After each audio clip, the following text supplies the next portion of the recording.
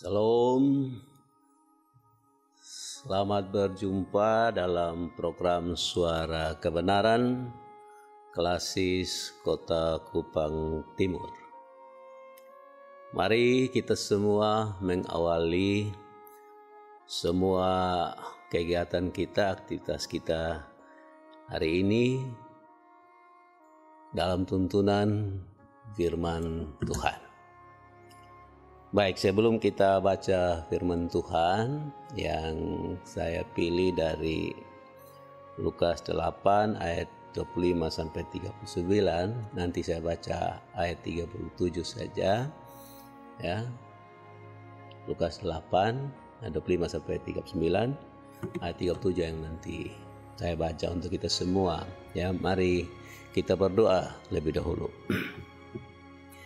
Ya Tuhan, terima kasih Tuhan berkenan kepada kami semua anak-anak Tuhan, dan biarlah aktivitas kami hari ini Tuhan kuduskan dan teguhkan dengan sabda dan kebenaran-Mu Tuhan, supaya kami bergembira karenanya kami bisa hidup menjadi berkat.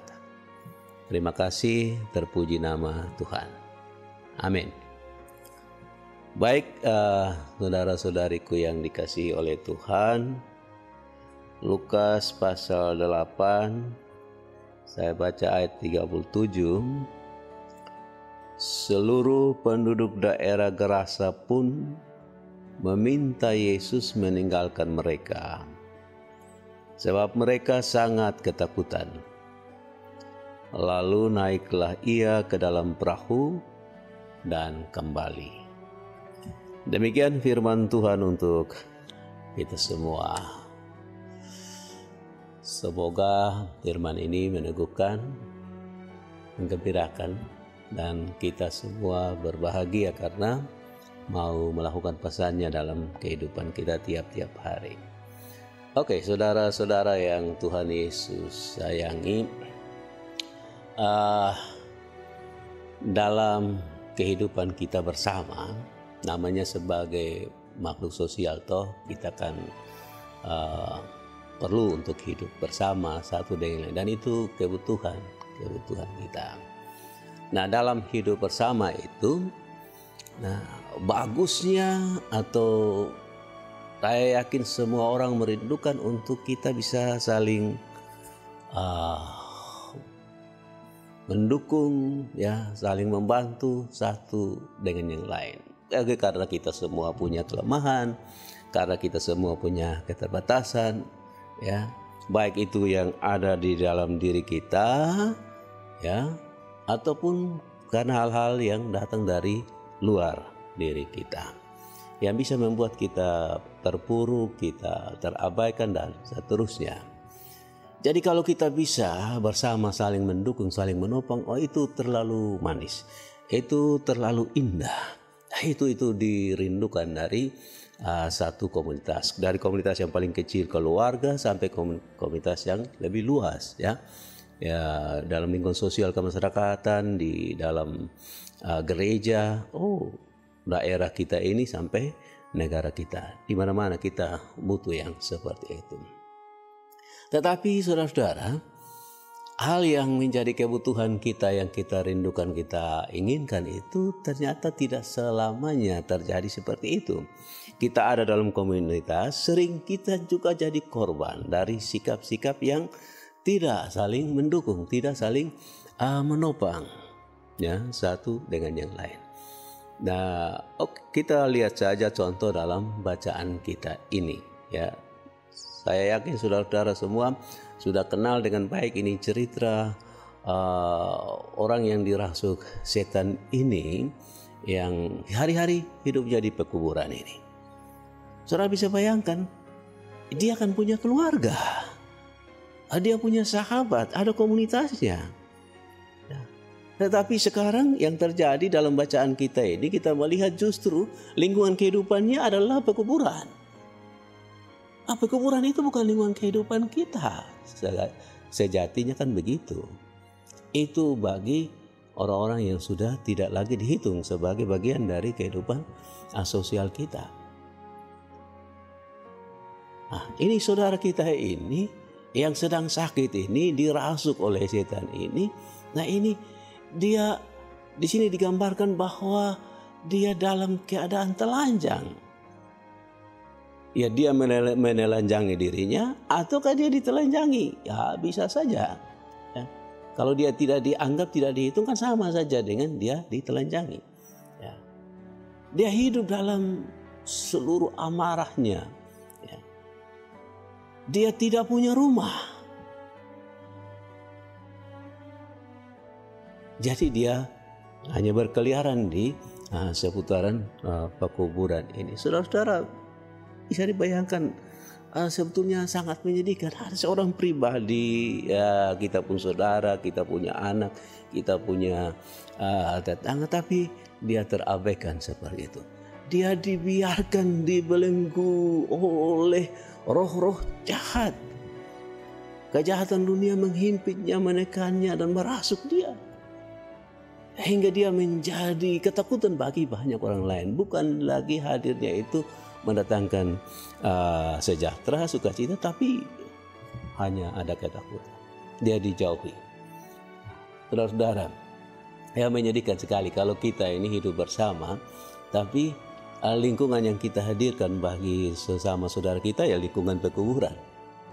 Bukan satu lingkungan yang mendukung, satu lingkungan yang nanti bisa memulihkan, menyembuhkan, satu lingkungan yang bisa membantu untuk keluar dari persoalan-persoalan yang dihadapi, yang dialami. Nah, ini hal pertama saudara-saudara, pesan yang bisa kita ambil dari bacaan kita ini. Lalu hal kedua, ini perlu kita perhatikan juga dengan baik. Ya, Tuhan tidak abai. Tuhan tidak membiarkan kita dalam keadaan seperti itu. Bayangkan Tuhan setelah dia melintasi persoalan di danau itu, dia datang dan dia menerima ini orang yang dirasuk oleh setan ini, yang luar biasa ditakuti, dijauhi oleh masyarakat ini. Ketika dia datang bertemu dengan Yesus, Yesus menerima dia. Yang aneh, bukan yang aneh, tapi yang saudara yang perlu kita perhatikan dengan baik, walaupun dia dirasuki oleh setan, ternyata dia kenal itu siapa Yesus itu. Dia datang dan bertemu dengan Yesus dan Yesus anak Allah yang hidup. Dia mengatakan itu kepada Yesus dengan seluruh perasaannya, dengan ketakutannya. Dia tersungkur di hadapan Yesus dan dia memohon kepada Yesus supaya Yesus jangan menghukum. Wah, ini keadaan terlalu manis, saudara-saudara. Ya, orang yang diabaikan dalam masyarakat, ternyata dia waktu bertemu dengan Yesus, ketika dia dengar Yesus, dia datang dan dia menyatakan itu, apa yang ada dalam pikirannya, dalam hatinya. Ya, kebutuhannya yang paling mendasar itu. Saudara-saudara sekalian, ya. Dan apa yang dia minta itu kepada Yesus, Yesus menanggapi itu. Yesus memulihkan dirinya, Yesus menyembuhkan dirinya, Yesus mengeluarkan, mengusir setan yang merasuki dirinya. Ya, saudara, boleh jadi itu karena pengalaman dia seperti itu ya. Di sini dia bilang bahwa dia itu waktu Yesus tanya, siapa namamu? Dia bilang Legion. Legion itu kan gambaran kalau untuk pasukan Romawi itu ada sekitar berapa ya, itu 3.000, 6.000 orang serdadu barangkali. Itu besar sekali itu. Mungkin orang ini sudah pernah melihat itu pasukan Romawi sejumlah itu, atau mungkin dia pernah menyaksikan bagaimana kejahatan-kejahatan yang dibuat oleh pasukan Romawi itu, sehingga dia mengklaim dirinya sebagai Legion. Saudara-saudara, Yesus bebaskan dia dari itu semua. Dan kalau kita baca dengan baik ini bacaan kan, kita menemukan bagaimana kemudian dia dipulihkan dan dia ada duduk di depan Yesus. Dia boleh menjadi baik dan kemudian ada kerinduannya untuk ikut bersama dengan Yesus dalam pelayanan Yesus. Tapi Yesus mengatakan, silakan kembali kepada keluargamu dan teritra apa yang sudah kamu alami. Oke, ini kira-kira dia punya hal yang kedua itu dia mencerita sepotong. Tapi yang mau saya tekankan di sini, saudara-saudara, ini adalah tanggapan dari masyarakat Gerasa itu. Ya, ketika apa yang terjadi ya pada orang ini, ketika setan-setan itu diusir, diperkenankan oleh Tuhan Yesus untuk masuk kepada babi-babi itu, dan babi-babi itu terjun dari bukit atas jurang itu masuk ke dalam danau itu dan mati. Nah, ini cerita datang kepada masyarakat Gerasa. Mari kita lihat hal yang bagi saya ini hal yang menyedihkan, hal yang memilukan. Ya, mereka datang kepada Yesus, mereka mendengar cerita itu, datang kepada Yesus dan melihat bagaimana orang ini yang dirasuk setan ini sudah sembuh dan ada duduk manis ya di depan Yesus itu. Tapi itu tidak menjadi perhatian bagi masyarakat Gerasa ini, saudara-saudara. Ternyata yang lengket dalam pikiran mereka, dalam hati mereka, sehingga mereka punya rasa takut yang luar biasa kepada Yesus itu adalah peristiwa bagaimana hewan mereka, babi-babi yang ribuan itu mati semua. Karena itu sikap mereka tunjukkan bagi yang saya bilang tadi memprihatinkan, memilukan sikap dari masyarakat Gerasa ini. Mereka lalu meminta Yesus supaya Yesus pergi meninggalkan mereka. Yesus pergi meninggalkan mereka. Walaupun hal hebat Yesus buat, tapi hal hebat yang Yesus buat itu ternyata tidak menggugah hati mereka. Oh, tidak kenal, tidak masuk ke dalam hati mereka. Tidak mengubah sikap mereka, kehidupan mereka, tidak. Mereka minta Yesus pergi. Tinggalkan ya kehidupan mereka, tinggalkan kota mereka. Rupanya saudara-saudara, mereka ini lebih mementingkan babi-babi itu, lebih mementingkan uang yang didapat dari situ, materinya dari situ. Itu kenikmatan dunia yang mereka dapatkan itu. Daripada ya ini peristiwa di mana saudara mereka itu sudah disembuhkan, saudara mereka sudah dibebaskan dari rasuk setan itu. Mereka tidak pentingkan itu. Kalau itu menjadi perhitungan mereka, kalau itu mereka pentingkan, tentu mereka akan undang Yesus. Oh, untuk mereka bisa mengalami lagi hal-hal yang luar biasa, kemuliaan-kemuliaan yang Yesus bisa buat untuk mereka. Tapi mereka tidak melakukan itu. Ya, mereka justru meminta Yesus pergi. Ya, saudara-saudara.